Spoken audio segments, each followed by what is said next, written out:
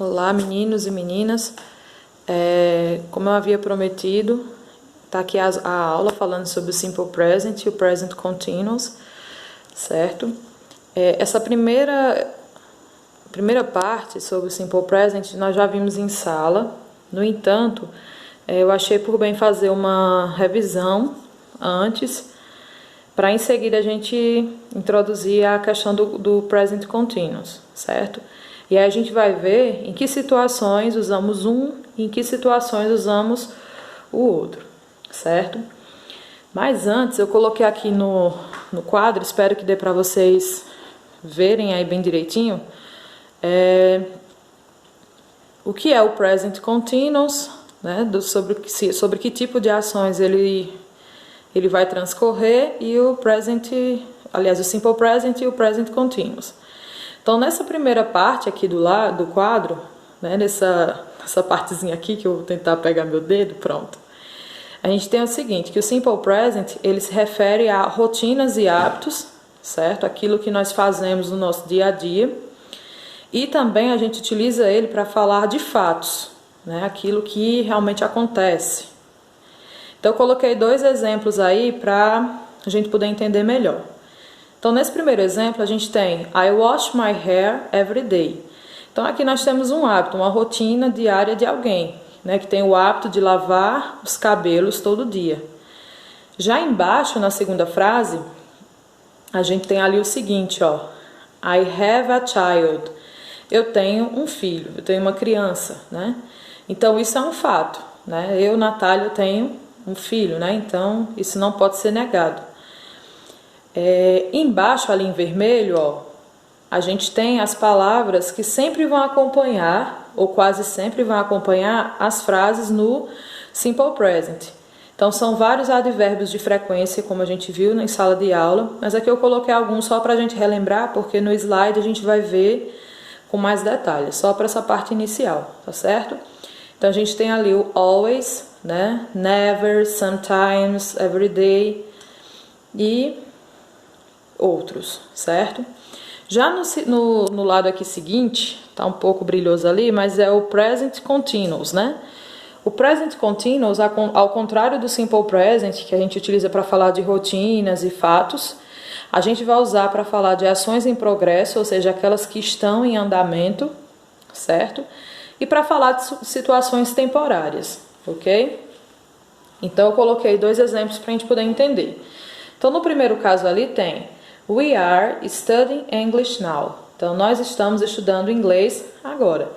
Então, essa é uma ação que a gente chama de ação em progresso, porque nós estamos estudando inglês nesse momento, é uma ação que está em andamento e que a gente ainda não sabe quando é que vai terminar, né? Beleza. Já ali embaixo, a gente tem a segunda frase, I'm working at home in quarantine. Então, eu estou trabalhando em casa na quarentena. Então, é uma situação que é temporária. A gente não sabe por quanto tempo vai durar, mas que nesse período de quarentena eu estou trabalhando em casa. E assim como o Simple Present, no Present Continuous, a gente vai ter algumas palavras-chave, né, que aparecem sempre para nos ajudar a entender em que momento aquela ação está ocorrendo. Então, nós temos ali, no primeiro caso, ó, o now, que apareceu nessa primeira frase, né? We are studying English now. Então, estou estudando inglês agora. Temos também a expressão at the moment, these days, certo? Dentre outros que a gente vai ver ao longo da aula. Então, indo aqui para o slide, a gente vai seguir, pegando pelo Simple Present. Então, como a gente já viu, fala de atos, ações rotineiras, hábitos, fala sobre fatos, verdades universais, enfim. E aí, o que é que eu quero que a gente lembre, né? Como é que a gente faz a conjugação de verbos nesse tempo verbal? A gente viu que conjugar verbos em inglês, quando a gente compara com o português, é muito mais simples, porque a gente viu que pouca coisa muda.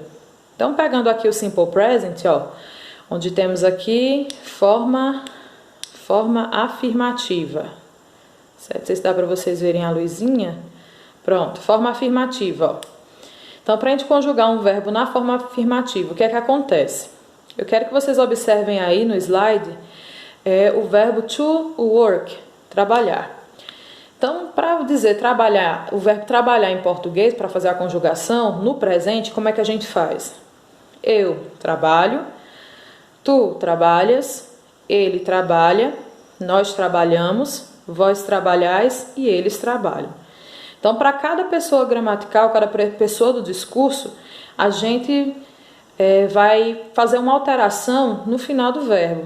Para eu, o verbo vai terminar em o, para tu, em as e assim por diante. Em inglês, porém, a gente observa que essa mudança ela não ocorre para todas as pessoas. E aí é onde entra a facilidade, né, que eu costumo dizer. Então, por exemplo, o verbo trabalhar em inglês é to work, né? Então, para fazer a conjugação no presente, a primeira coisa que a gente deve fazer é retirar esse to, né, que é a partícula de infinitivo do verbo. Então, a gente retira esse to e pega o verbo work e coloca após o pronome. Então, I work, eu trabalho. Para dizer você trabalha, a gente vai pegar a mesma coisa, vai tirar o to do verbo e colocá-lo limpinho ali, né, sem esse to na frente do pronome. Teremos you work, que é você trabalha. A alteração que eu disse a vocês que vai acontecer nesse tempo verbal é o quê? É o acréscimo do S nas terceiras pessoas do singular. Quem são essas terceiras pessoas? He, she e it. Então, quando a gente for conjugar um verbo para he, she e it no presente, a gente tem que lembrar de acrescentar esse S no final do verbo. Que ali nós temos he works, she works e it works. Esse S, ele vai indicar que esse verbo ele foi conjugado no simple present, certo? Já para as demais pessoas, ó, we, you e they, o verbo volta ao normal e fica sem o S. We work, nós trabalhamos. You work, vocês trabalham, né? E they work, eles trabalham, elas trabalham. E a mesma coisa acontece ali com os verbos to eat, comer, to drive, dirigir. Eu não vou fazer a leitura de todos para o vídeo não ficar muito extenso, certo? Só que o que é que a gente viu também? Que tem alguns verbos que eles não recebem esse S de imediato. É preciso que a gente faça algum acréscimo ou alteração para poder acrescentar esse S. Mas a regra geral, que foi essa que a gente viu no verbo to work, que vocês puderam ver no slide com o verbo to eat, né? É que a regra geral diz o seguinte, que a gente deve acrescentar o S no final do verbo para he, she e it. Então, foi o que aconteceu lá, ficou works, eats. E ali no exemplo, a gente tem o verbo to swim. Epa, passei direto. Voltando. Pronto. Fui ligar o negocinho aqui. Os meninos sabem que eu apanho dessa caneta, que é uma beleza.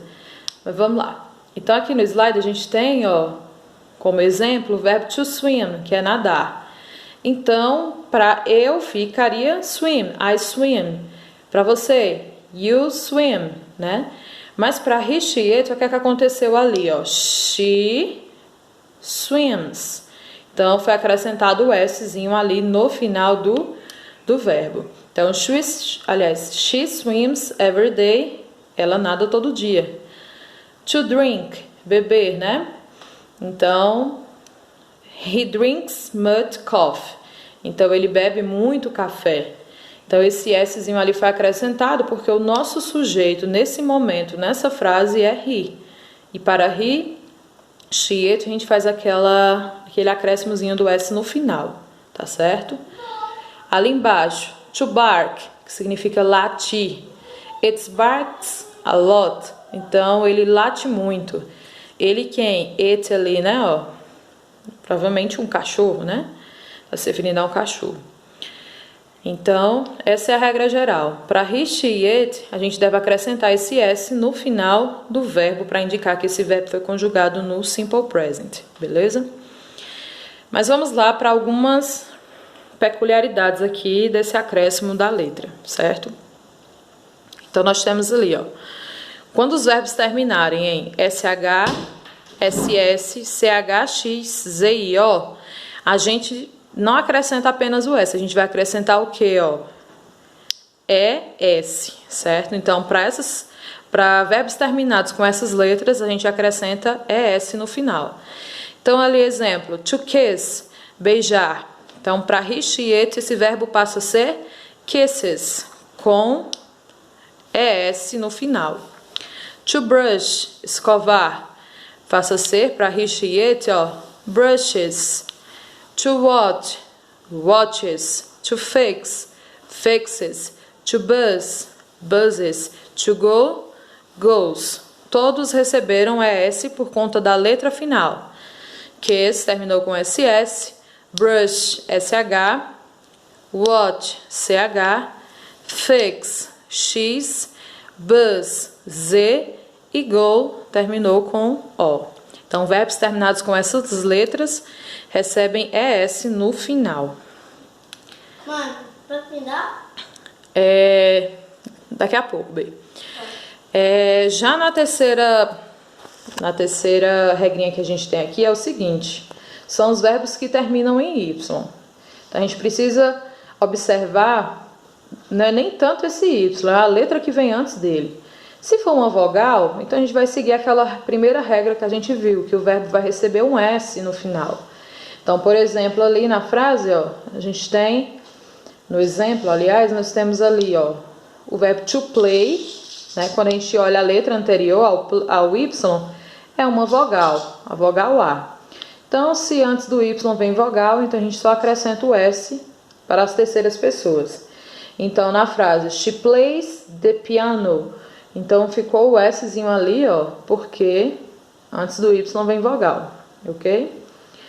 Mas se antes do Y vier consoante, o que é que a gente faz?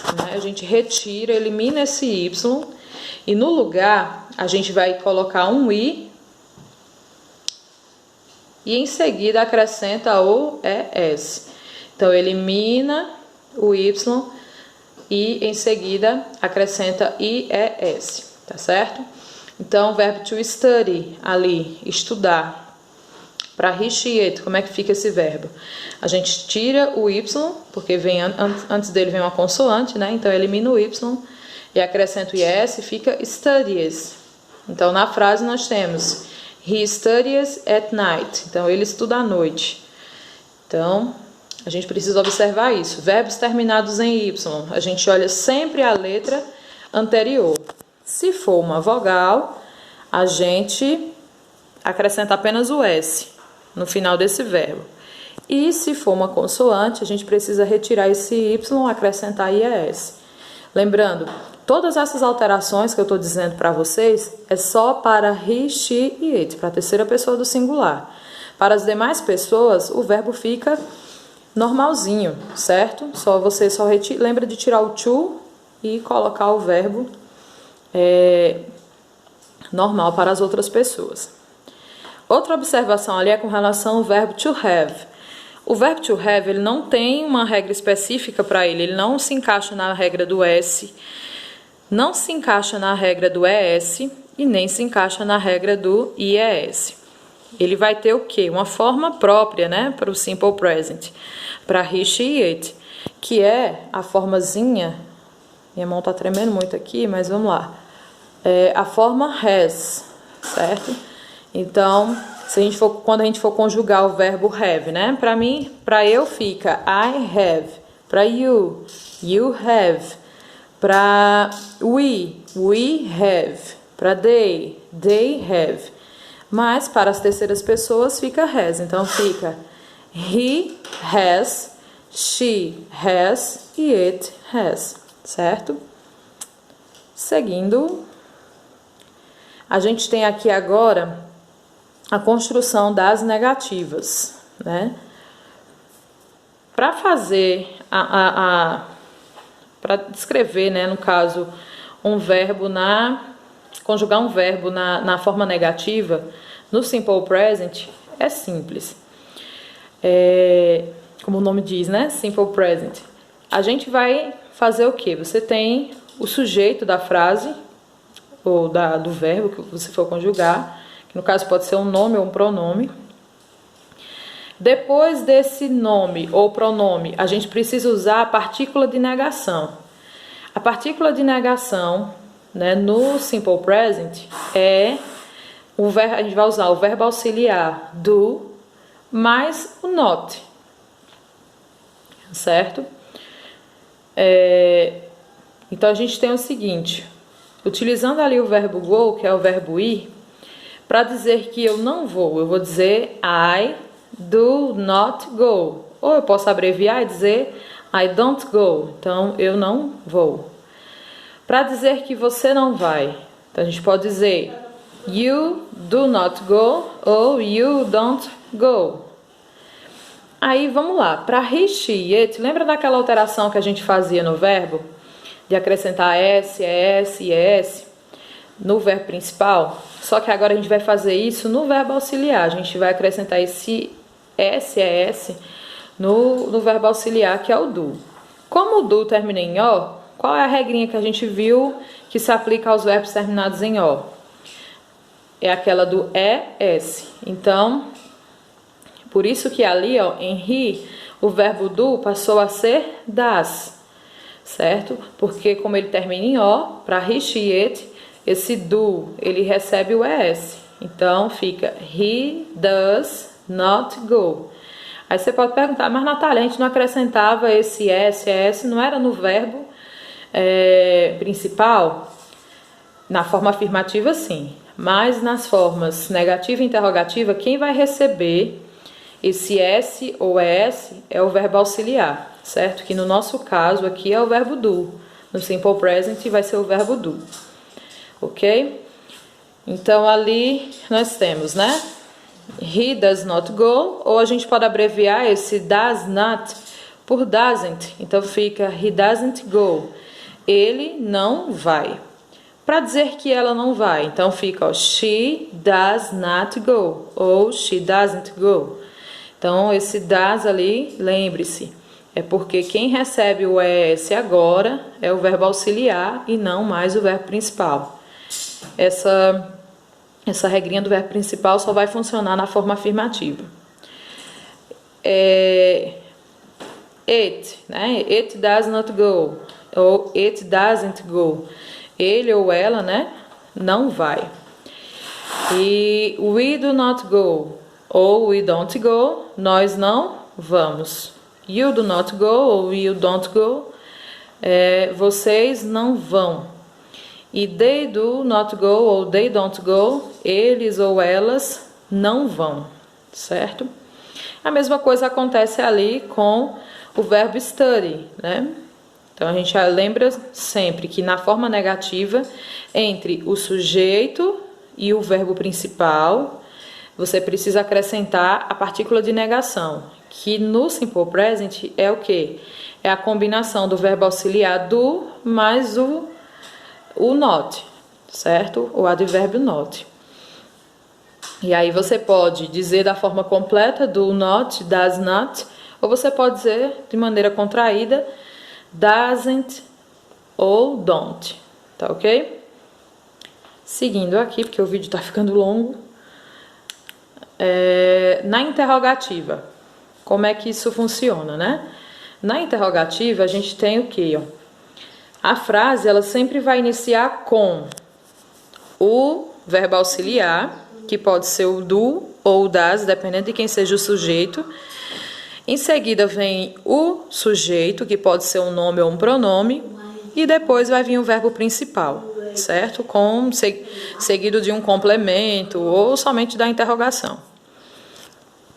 Então, nós temos ali, para perguntar se você trabalha, a gente vai dizer do I work, né? Então, você trabalha? Para perguntar se eu trabalho. Para perguntar se você trabalha, então a gente vai utilizar do you work? né? Você trabalha? Para perguntar se ele trabalha. Aí a gente vai usar agora a forma does, porque o nosso sujeito ali é he, né? Então, o verbo do recebe o es e passa a ser does. Então fica, does he work? Né? Ele trabalha. Para perguntar se ela trabalha, does she work? Para perguntar se ele ou ela trabalha, uma máquina, alguma coisa, então a gente vai dizer does it work? Para perguntar se nós trabalhamos, do you work? Para perguntar se vocês trabalham, do you work? E para perguntar se eles ou elas trabalham, do they work? Pronto. Agora aqui nós temos as expressões usadas no Simple Present, né? Os advérbios de frequência ou expressões de tempo. Então, as mais comuns são always, usually, often, rarely, never, generally, sometimes, seldom, frequently. E temos no final, na terceira coluna, aliás, as expressões de tempo, né? Que também são utilizadas nesse tempo verbal. Every day, every week, every Saturday, twice a day, 3 times a month, in the morning, in the afternoon, at night e on Mondays, e etc. Certo? Então, esses são os que aparecem com mais frequência. Só lembrando que qual a posição, né? Em que momento da frase a gente vai utilizar esses advérbios ou expressões de tempo. Os advérbios que foram aqueles volta aqui, esses da primeira coluna, always, usually, often, rarely, never e assim por diante, eles vão aparecer sempre entre o sujeito e o verbo. Aí nós temos aqui, I always listen to the radio. Eu sempre escuto o rádio.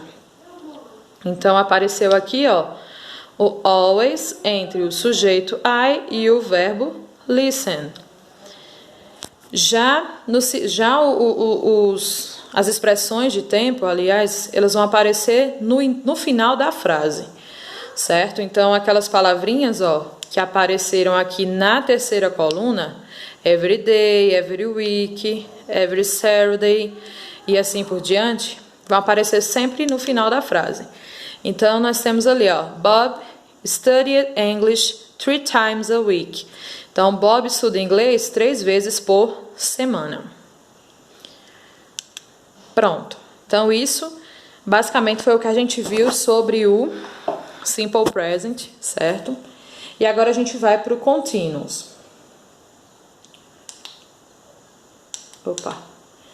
Então, o presente continuous, como a gente viu, a gente utiliza para falar de ações que estão em progresso, ou seja, acontecendo no momento em que a gente está falando. Exemplo, I'm studying English, que foi o que nós vimos lá, né?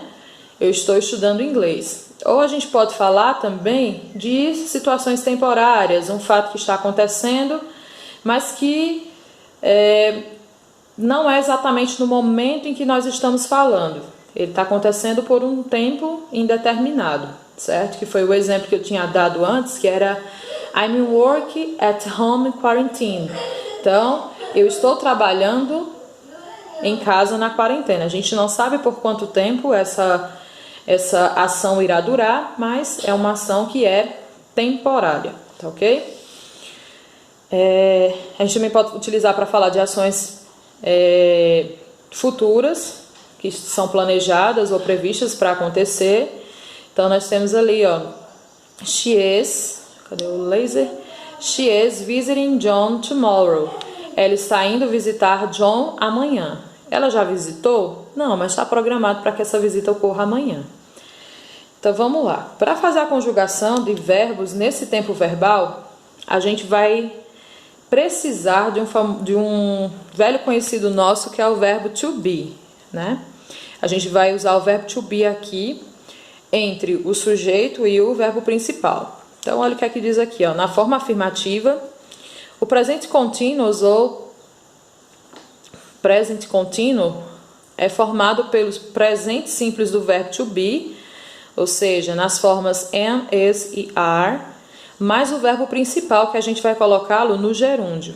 Não sei se vocês lembram, do gerúndio, mas o gerúndio é quando a gente acrescenta aquele NDO, aliás, ao final do verbo, certo? E aí vai ser dessa maneira que esse tempo verbal vai ser conjugado, vai ser estruturado em inglês. Então, pegando o verbo to work, né, que a gente estudou lá no Simple Present, olha como é que fica. Para dizer que eu estou trabalhando, eu vou dizer I am working. Então, eu usei o verbo to be correspondente ao meu sujeito. E no verbo work, eu tirei o to inicial, né? Ó, aqui, ó. To work. E acrescentei no final desse verbo o ing. Agora, a gente precisa lembrar que essa alteração no verbo, ela vai servir para todo mundo. Lá no Simple Present, a gente acrescentava o S. É S ou IS, mas era só para as terceiras pessoas. Não era assim? Mas no Present Continuous, a gente vai fazer essa alteração no verbo, acrescentando esse ing, mas ele vai permanecer, vai acontecer com todas as pessoas do discurso. Para eu, você, ele, nós e assim por diante, certo? Então, o verbo trabalhar fica I am working, eu estou trabalhando. You are working, você ou vocês estão trabalhando. He is working, ele está trabalhando. She is working, ela está trabalhando. It is working, ele ou ela está trabalhando. We are working, nós estamos trabalhando. E they are working, eles ou elas estão trabalhando. Então, as frases afirmativas, elas vão ter essa organização. Você vai iniciar a frase com um sujeito, que pode ser um pronome ou um nome. Em seguida, você usa o verbo to be correspondente a esse sujeito, que pode ser, dependendo de quem seja o seu sujeito, você vai usar ou and, ou a forma are, ou a forma is. E para o verbo principal, a gente vai acrescentar o ing no final, deixando ele no gerúndio. Tá ok? Seguindo aqui, eu coloquei umas regrinhas para a formação do gerúndio. É aqui onde vocês precisam ter atenção e aonde acaba se tornando um pouco mais, eu não vou dizer difícil, mas que realmente requer a atenção de vocês. Por quê? O gerúndio, a gente sabe que em português é aquela terminação ando, indo, né? Aquela terminação de NDO. Só que alguns verbos, eles recebem esse ing de cara, né? Então, por exemplo, a gente tem ali, ó, deixa eu ver se meu laser funciona. E ó, to buy, comprar. Então, para colocar no gerúndio, eu tiro esse to e acrescento ing aqui no final do verbo e transformo ele em buying. To sell, vender. Tiro esse to, acrescento ing aqui no final e eu vou ter selling. To bark, latir, é só tirar esse to aqui, acrescento o ing no final do verbo e terei barking. E aí eu transformo um verbo que está no infinitivo, ou seja, na sua forma primitiva, no gerúndio, certo? Só que a gente tem o seguinte, ó, alguns verbos eles não recebem esse ing de cara. É o que acontece aqui com os verbos terminados em e. Então, quando o verbo termina em e, o que é que você vai fazer? Você vai retirar esse e, elimina ele, e acrescenta o ing. Porque se a gente for pensar, fica estranho você dizer loving, né? Então, nós temos aqui o verbo to love, amar. Para dizer amando, eu tiro esse e, acrescento o ing e vou ter loving. Write, escrever, eu tiro esse ezinho final e aí terei writing, escrevendo. O verbo drive, dirigir, eu retiro esse e transformo em driving, que é dirigindo. Ok? A outra alteração que a gente vai ter aqui é com relação aos verbos que terminam em IE. Os verbos que terminam em IE, o que a gente vai fazer? A gente vai trocar esse IE aqui por um Y e em seguida acrescentar o ING. Certo? Então, por exemplo, aqui, ó, to tie, que é amarrar. Para dizer amarrando, então eu pego esse IE ali, troco ele por um Y e acrescento ING e vou ter tying. O verbo die, to die, morrer. Para dizer morrendo, a gente troca esse IE por Y e acrescenta ING, teremos dying. E o verbo lie, mentir, troca esse IE por Y e teremos lying, mentindo, ok? Em seguida, a gente tem a regra que eu considero a mais difícil do gerúndio, porque você precisa saber pronunciar a palavra para reconhecer qual é a sílaba tônica dela para poder fazer essas alterações aqui. Mas vamos lá. Então, ó, os verbos que terminam em CVC, consoante, vogal, consoante, e que possua a última sílaba sendo tônica, né, sendo a mais forte da palavra, a gente precisa fazer o quê? Dobrar essa última consoante, ou seja, repetir ela, para em seguida acrescentar o ing. Então, nós temos aqui, ó, cut, é um verbo monossílabo, só tem uma sílaba, né? E ele é um monossílabo tônico, terminado em quê, ó? CVC, ou seja, consoante, vogal, consoante. Então, para colocá-lo no gerúndio, o que é que eu preciso fazer? Eu pego essa última letra aqui, essa consoante, repito ela novamente, escrevo ela novamente e depois acrescento o ing. E aí, para dizer cortando, a gente vai ter cutting, com 2 T's e o ing. O verbo to swim, nadar, termina em que? Você olha as 3 últimas letras, consoante, vogal, consoante. Então, para dizer nadando, a gente vai repetir esse último M e acrescentar o ing, e aí teremos swimming. E o verbo begin, aqui já é um verbo de 2 sílabas, né? Mas a sílaba final é a sílaba mais forte, né? Ele seria aqui uma oxítona. Então, terminada em consoante, vogal, consoante. Então, como o gin é a sílaba mais forte aqui, então significa que a gente precisa repetir essa última letra para poder acrescentar o ing. E aí, começando, fica assim, ó, beginning, com 2 N's e em seguida o ing. Só que essa regra ela não vai se aplicar aos verbos terminados em W e X. Então, eles vão seguir a regrinha geral mesmo, certo? Eles vão receber só o ing. Então, nós temos aqui, ó, to snow, nevar. Então, para dizer nevando, snowing. Não dobrou a última letra. To fix, fixing. Ou seja, não dobra essa última letra. Tá ok? Então, verbos monossílabos, tônicos, ou que tem mais de uma sílaba e essa última sílaba é a mais forte, então a gente precisa fazer isso. Dobrar a última letra e acrescentar o ing. Um outro exemplo aqui, a gente tem o verbo listen.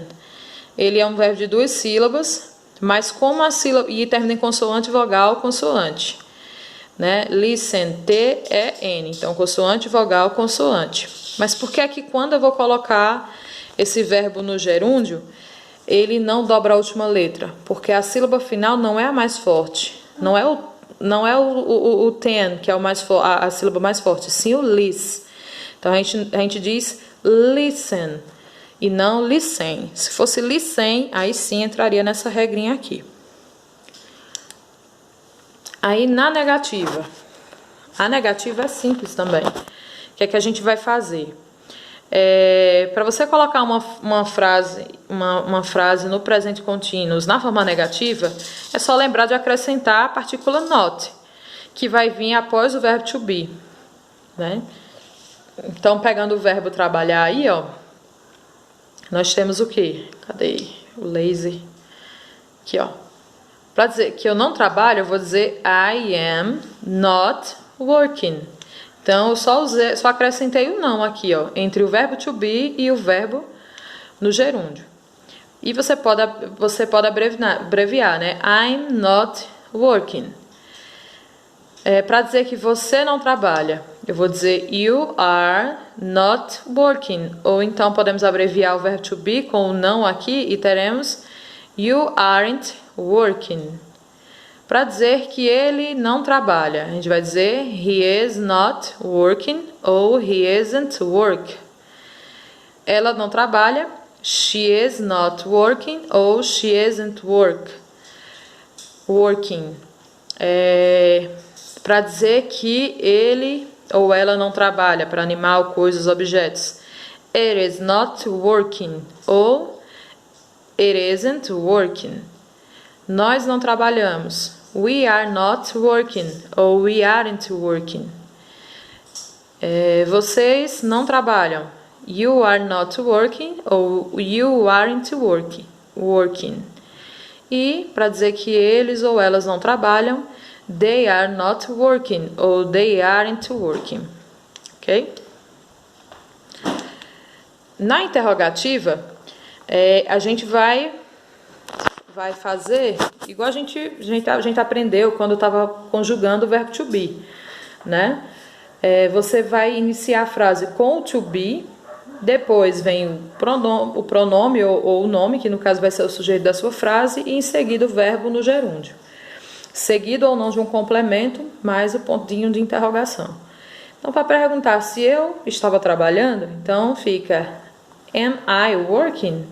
Aqui, ó. Am I working? Para perguntar se você estava trabalhando. Aí nós temos aqui Are you working? Ele estava trabalhando? Is he working? Ela estava trabalhando? Is she working? Ele ou ela, para animais ou coisas, né? Estava trabalhando? Então, is it working? Nós estávamos trabalhando. Aliás, nós estamos trabalhando. Are we working? Para perguntar se vocês estão trabalhando. Are you working? E para perguntar se eles ou elas estão trabalhando. Are they working? Certo? Assim como no Simple Present, que a gente viu, no presente contínuo a gente vai ter algumas expressões também de tempo para demonstrar quando aquela ação está acontecendo, enfim. Então, as mais usuais são o now, aqui, que significa agora, at this moment, neste momento, ou simplesmente at the moment,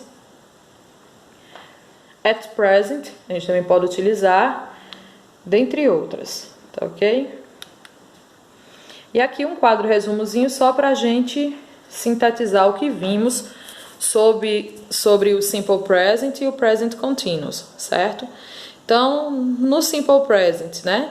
Nas frases afirmativas, para fazer a conjugação, você pega o verbo, retira o to e repete o verbo.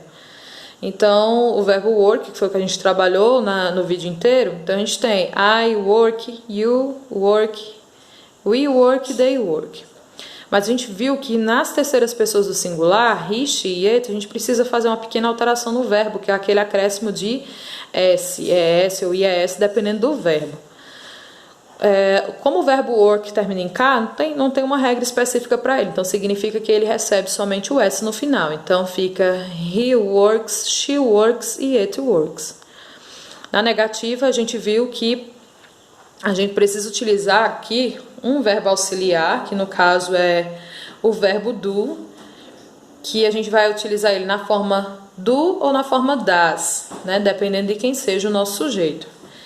Mas a gente viu que para I, you, we e they, o verbo auxiliar vai ficar na forma do, que você pode dizer na negativa do not, ou como está ali no slide, don't, que é a forma abreviada. E em seguida você usa o verbo, né, o verbo principal, que pode ser qualquer outro verbo que seja dado para vocês conjugarem, certo? Então fica I don't work, you don't work, we don't work, they don't work. Mas para he, she e it a gente viu que a forma utilizada, né, do verbo auxiliar é o does, porque a gente viu que o verbo do termina em O, então aquela alteração que a gente fazia aqui, ó, na forma afirmativa, acrescentando S, vai recair aqui, em quem agora? No verbo auxiliar. Então, fica na forma does, que você pode dizer does not, ou então você pode abreviar como está aqui no slide, e aí fica doesn't. E aí nós temos he doesn't work, she doesn't work e it doesn't work, certo? Então, o don't a gente usa para as demais pessoas e o doesn't a gente vai usar somente para he, she e it. Na interrogativa, né, para elaborar questions, né, para fazer perguntas, a gente vai usar o verbo auxiliar no início da frase, seguido pelo sujeito e, por fim, a gente usa o verbo principal. Então, lembrando que o do a gente usa para as demais pessoas, a you, we e they, e o does, ali, ó, a gente vai usar somente para essas três pessoas, he, she e it. Então, fica do I work, do you work, do we work, do they work. E para as outras pessoas, does he work, does she work, does it work. E assim vai. Já no presente contínuo, tô com a mão cansada, tá segurando aqui o celular, mas por isso tá tremendo muito. Já no presente contínuo, perdão, a gente tem o seguinte: para fazer a construção de uma frase afirmativa, você usa o pronome mais o verbo to be no presente e o verbo principal a gente vai colocá-lo no gerúndio. O gerúndio, a gente viu que é só aquele acréscimo do ing no final do verbo. Só que aí você tem que se atentar para aquelas regrinhas que nós vimos, que alguns verbos perdem letra, outros trocam de letra, outros ganham uma letra a mais para poder receber esse ing e tal. Então, na forma afirmativa, a gente tem,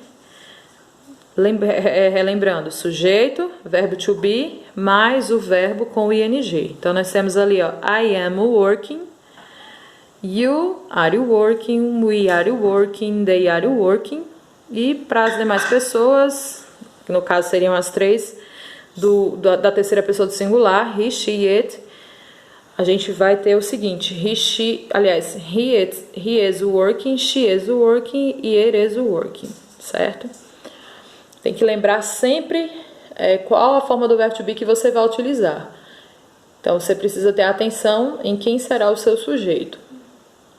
Na negativa, né, a gente vai só acrescentar a partícula de negação, que é o not. O not vai aparecer onde, em que posição na frase? Entre o verbo to be e o verbo no gerúndio, certo? E lá nas perguntas, para fazer perguntas, a gente tem ali que o verbo to be, a gente vai iniciar a frase com o verbo to be, em uma das suas três formas, dependendo do sujeito. Em seguida vem o sujeito e por último vem o verbo com o ing, né? O verbo no gerúndio, seguido de um complemento ou então somente do ponto de interrogação. Aí temos aqui quando se usa, né? Só relembrando. Então a gente já viu que o simple present a gente usa para falar de hábitos, de fatos, né? E o presente continuous de ações que estão em progresso, situações temporárias, mudança de situações, um futuro próximo, enfim. E ali embaixo, onde tem signal words, são as palavras, os advérbios ou expressões de tempo que são utilizadas em cada tempo verbal desse, tá ok? Então lá no presente simples, né? No simple present a gente vai ter o always, o never, often, sometimes, every day, once a month e etc. E no present continuous a gente vai ter o now, at the moment, these days, this week ou this month e etc. Então é isso. E para não ficar muito extenso, eu vou fazer o vídeo fazendo a correção da atividade separado, tá ok? Porque se eu colocar a correção aqui vai ficar muito, muito longo. Então, até a próxima.